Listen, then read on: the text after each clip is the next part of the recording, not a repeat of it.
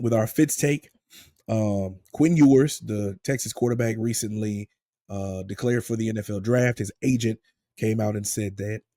But before that, he reportedly was offered an $8 million deal to enter the transfer portal and go to another team.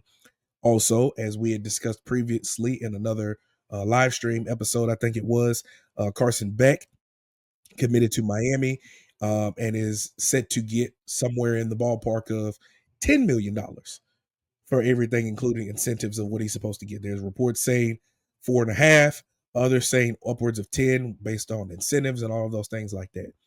Um, Elijah, do you believe that these college players truly deserve the bag that they're getting, or do you think that these guys are getting overpaid? I hate to say this because telling people what they deserve and they don't deserve is that's beyond me. But I will say this: college football need to put a cap on it. And I hate to say what I'm about to say, but it is what it is. Can you imagine an intern getting paid more than you? Can you imagine somebody who hasn't performed on the highest level touching more money than you? That's the crazy thing about college football. As much as I love it, the growth, the entertainment aspect, the playoff system, the teams, you have to think about this stuff too, man. Quentin Ewers, if he would have took it and left and got $8 million, I'm at, is Quentin Ewers better than Jaden Daniels? Is Quentin Ewers better than I'm gonna say Jalen Hurts? Is Quentin Ewers better than some of these guys that's in the league? Like, no, he hasn't even got to the big stage. And as much as we talk about Dak Prescott getting all this money, he didn't get to the big stage. Well, how do you think I'm gonna feel about Quentin? So, with that being said, man, they need to have a cap on this stuff because this is outrageous amount of money that these guys are touching. Now, I'm not saying don't make your money. I hope that you go and get the best offer and the biggest bag that you can. But I hope colleges really look at this stuff and say, hey, you know what? Maybe we gotta slim this down a little bit because they already got a free education, right? I want college players to get paid, but they already have a free education. Let's just give them like a $3 million cap, depending on who they are. $3 million cap, $8 million, $10 million. I mean, that's too much. I think that's too much. So Yeah, man. I think it is getting pretty wild. I know that revenue sharing is set to start, proposedly going into effect in July, where schools will have to allocate revenue based on the percentage of each team's revenue compared to the school's total athletic department revenue. Um, it says that football players at power conferences could receive between $10 to $17 million per year in revenue sharing, and then they would have to divide all of that up. So you have the collectives, you have the rev share, and then the NIL is kind of like your commercials and things like that, where you can, step up and uh, show profit from your name, image, and likeness.